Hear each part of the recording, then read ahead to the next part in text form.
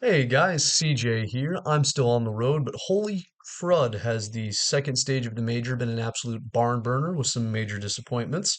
Pickems are lazy content and also dead at this point because I was dead wrong in everything that I wanted to have happen. So, bleh, whatever, let's move on.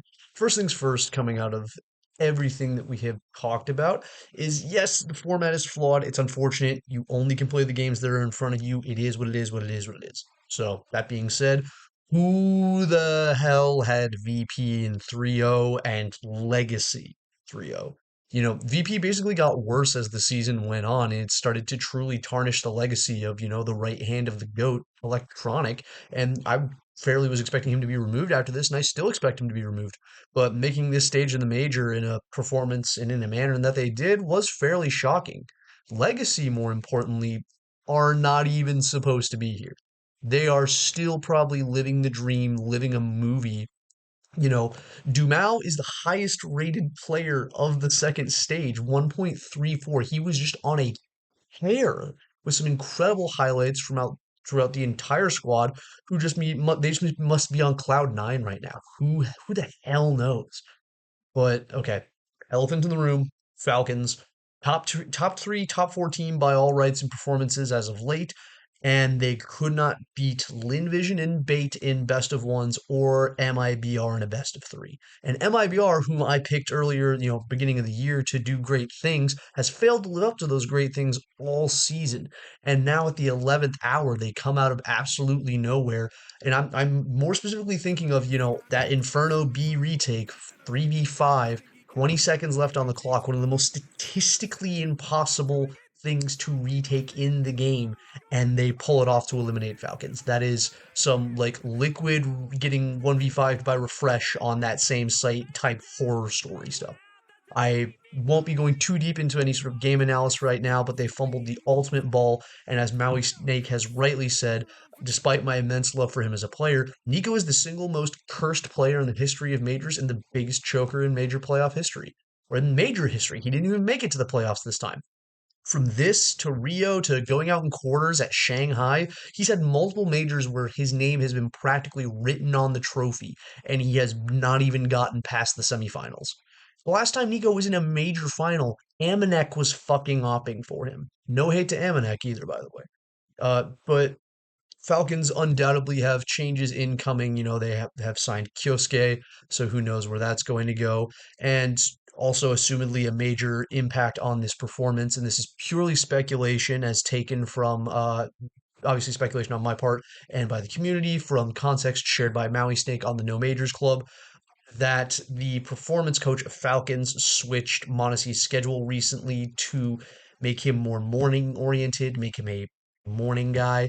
And if you're making changes to the lifestyle of your star player, one of the best players in the world who has been that way for a while, why the hell are you making them during a season?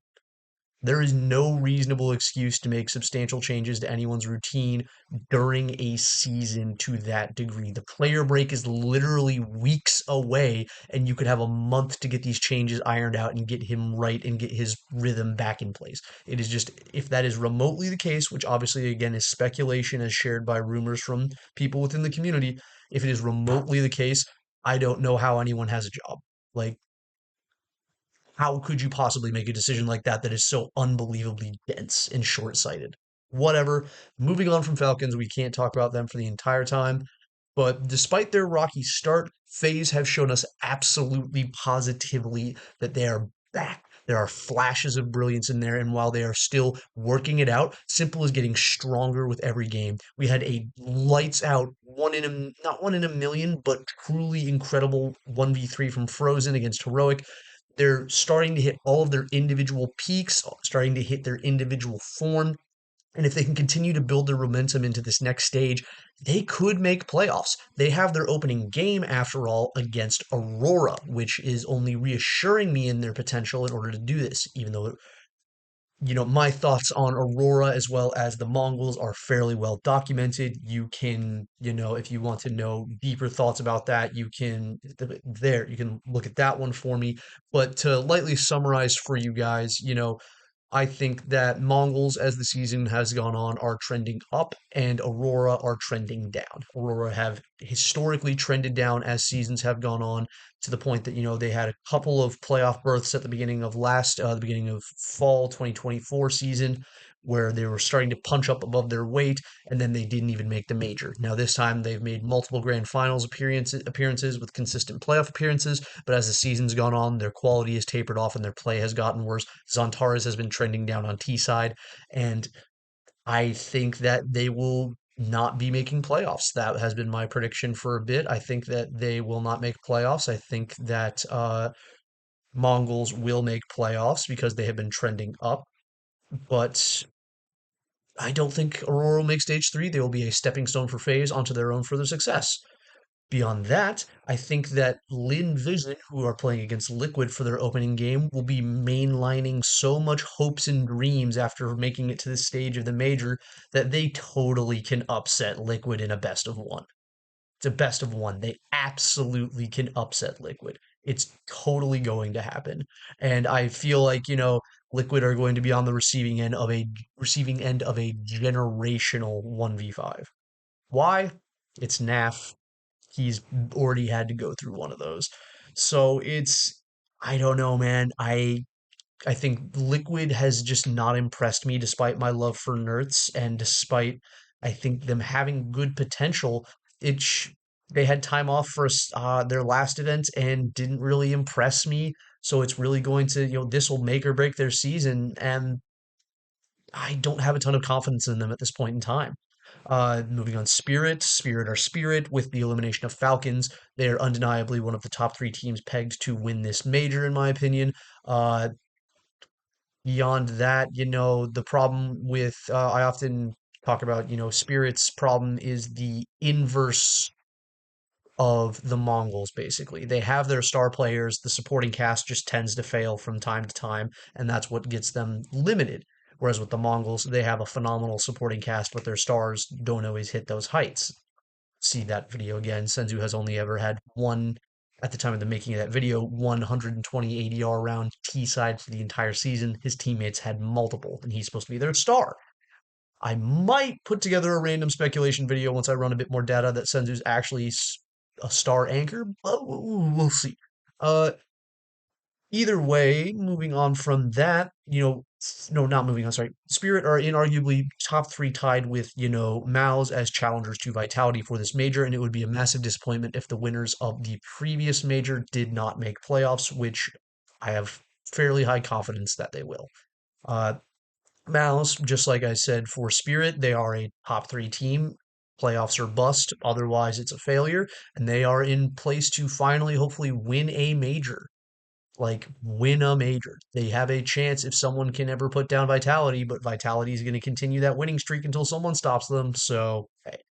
Also, Navi are here. Did you know that? I didn't know that. Did you know that Navi played this entire season? Feels like we haven't seen them do jack diddly shit.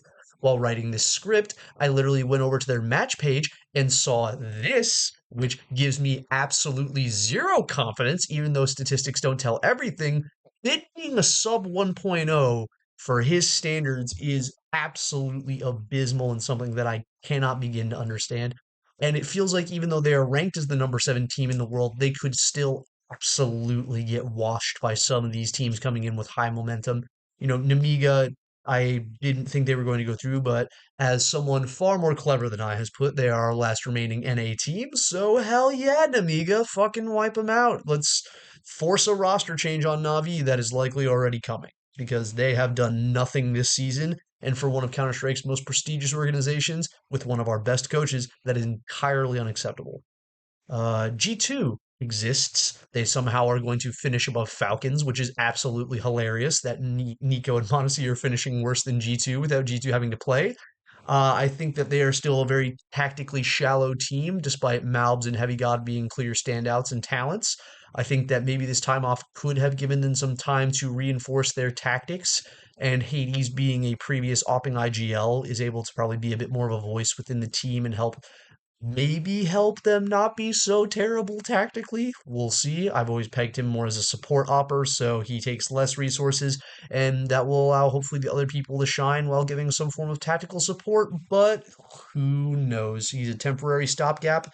With Saw and some Pious coming in, everyone's eyes on G2 are for the future. So it could be very interesting to see if they can dead team their way to some interesting results, but I personally don't believe so.